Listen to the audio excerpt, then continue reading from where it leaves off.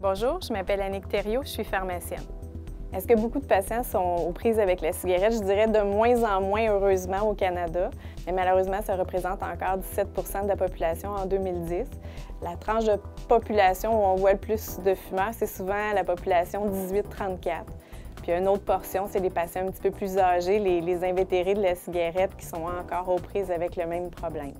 Comment on aborde la cessation tabagique avec un fumeur? Bien, première des choses, il faut s'informer s'ils sont fumeurs ou non. Puis à partir de ce moment-là, souvent, la discussion va s'enclencher. On va leur demander « Avez-vous déjà cessé de fumer? » Puisque 70% des gens ont déjà essayé. C'est sûr qu'on arrive avec plein d'informations, plein d'histoires. À partir de là, on peut voir où on s'en va avec ce patient-là. Il y a des patients qui vont dire « Ça m'intéresse pas, il faut respecter ça. » Il y a des patients qui vont dire « Oui, j'ai essayé plusieurs fois, je suis désespérée. » Fait que ça nous laisse, dans le fond, une porte pour voir avec le patient où il en est rendu, puis c'est quoi son plan qu'il voulait peut-être mettre en marche là, par rapport à ça.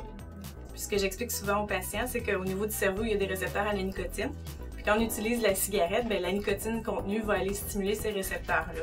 Donc au départ, les gens vont avoir l'effet euphorique, ils vont se sentir bien lorsqu'ils vont fumer, mais de plus en plus, lorsqu'ils avancent dans l'usage de leur tabac, ça devient vite une habitude. Ils doivent utiliser la nicotine pour répondre aux besoins de ces récepteurs-là.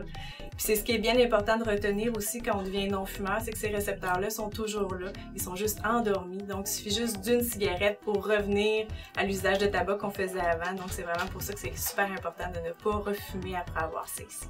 Première des choses, quand un patient me dit qu'il est prêt à cesser de fumer, bien, je le félicite parce que c'est la première marche dans la cessation tabagique. J'essaie de voir avec lui c'est quoi sa raison. Parce que souvent, les gens ont envie de cesser pour les autres, ce qui n'est pas souvent une très bonne raison ou qui ne fonctionne pas. Il faut vraiment cesser pour nous. L'autre chose que je vérifie avec eux, c'est que la bonne raison qu'ils ont, je leur donne pour imager la chose, c'est que si on l'écrit sur un papier puis ils l'ont dans leur poche, le jour où l'envie de fumer sera super importante, est-ce que cette raison-là va les aider à garder la route de la cessation tabagique? S'ils me répondent oui, bien on est sur la bonne voie. Puis après, par rapport à ça, je vais regarder s'ils ont un plan, s'ils ont déjà essayé autre chose, s'ils ont déjà cessé de fumer, comment ça s'est passé, quand ils ont eu leur rechute, qu'est-ce qui s'est passé? Puis par rapport à toutes ces informations-là, on s'installe ensemble puis on se fait un plan pour arrêter de fumer. Les étapes par lesquelles un fumeur passe, il y a eu une espèce d'étude qui a été faite, c'est le modèle de Prochaska di Clementi, qui dit que le fumeur va passer par 6 étapes. La première, c'est la pré-réflexion, c'est le fumeur qui n'a pas envie de fumer. La deuxième, ça va être la réflexion, c'est le patient, le fumeur qui veut tenter dans les 6 prochains mois de cesser de fumer.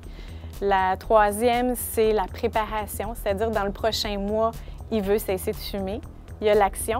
L'action va durer de 0 à 6 mois dans sa cessation tabagique. Après, il va y avoir le maintien quand ça fait plus de 6 mois que le patient a cessé de fumer. Et il y a la rechute qui fait partie du processus. Puis quand le patient est en rechute, il peut repartir dans n'importe quelle des étapes, c'est la beauté de la chose. Les patients sont super fiers quand ils ont cessé de fumer. C'est sûr que quand ça fait déjà plusieurs mois, on dirait que cette fierté-là diminue. Fait que quand ils m'en parlent, bien, je leur dis, vous avez fait un super beau geste, quelque chose de super difficile parce que la cessation tabagique, c'est une des dépendances les plus difficiles à se débarrasser. Fait que souvent, ils vont me dire, les choses goûtent meilleures, je sens bon, je suis vraiment fière de moi, puis on est content de ça.